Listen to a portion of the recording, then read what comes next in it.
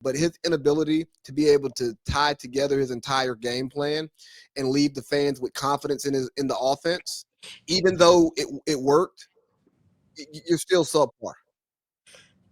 Yeah, and again, like you said, if he had a C, his grade would not help get him past out of a C as a weighted grade. Like it wouldn't change anything. It's just like if my daughter comes home and they tell me that she got a yellow face, right, or a red face, but then today, she did get a green face. For the week, she still is not on good terms yet, as far as I'm concerned. She showed improvement, but we still got what?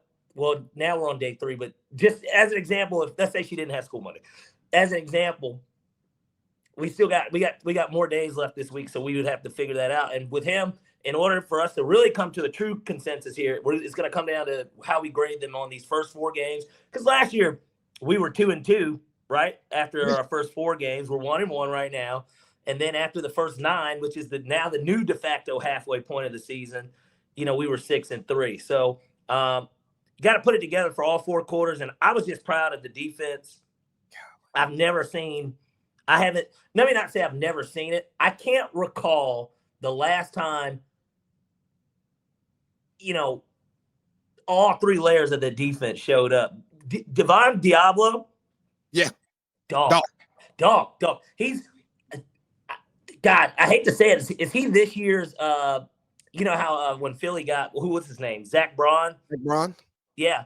Is he going to be that for us? I feel like he's on his way to being a Pro Bowler and that type of impact player from a position that not that we never got production out of it, but it just felt like, whether it was Ellis, he would get hurt, or, you don't draft Nakobe Dean, and you've always got an injury there. It just always felt like we could never put it together because Nate Landman was really good in the position too, honestly, when he played. But this guy seems a little different. Maybe the steal of free agency. I mean, obviously Leonard Floyd did his thing. Yeah. Billy Bowman's looking like a Pro Bowl slot corner off rip. Yeah. Xavier Watts getting involved.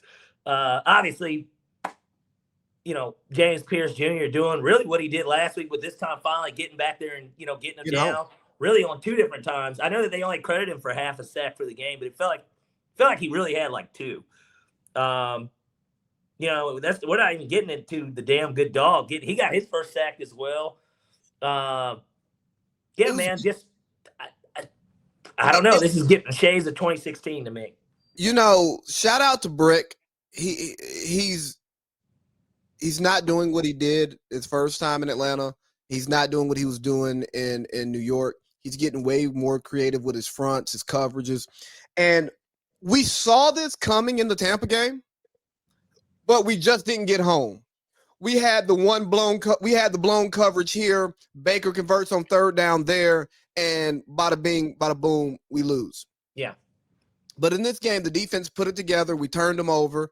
We overcame our turnovers, and instead of just getting penetration to the backfield, we were getting sacks. Instead of just getting penetration in the backfield, we were getting tackles for loss, and we were also making them bounce it out. But when they bounce it, they may only break for 7 as opposed to 17 or 27. The Falcons were used to. Yeah, the Falcons were used to, and I had to bring it up here real quick just so that we could look at it. And first of all, how can we forget about John Parker Romo? Because even though we did kick 5 field goals, which is kind of a negative, hey, we made all 5 too. Yeah. Look, I celebrate these type of victories because, if that was Younghoe Koo, people could say what they want to say. I think Koo would have missed 1 or 2 of them. And that's just being honest. I really do. And when you give that type of momentum to the crowd, they get juiced up. That's how you still lose games. You do lose games that way.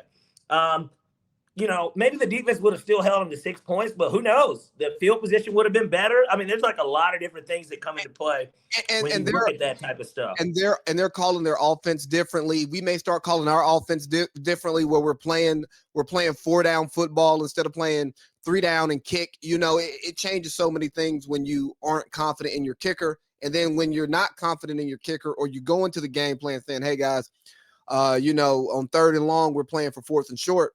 The kicker's not confident going into the game either. Yeah, exactly. And, in what world, Lee, if we spoke about this in in advance, if there was somebody that came, a time traveler came to us from the future, and they said, "Hey, my boy, Michael Penix is going to go 13 to 21 for 135. He's going to have no touchdowns, no picks. Good luck." And then doesn't say anything else to us. What would you have said?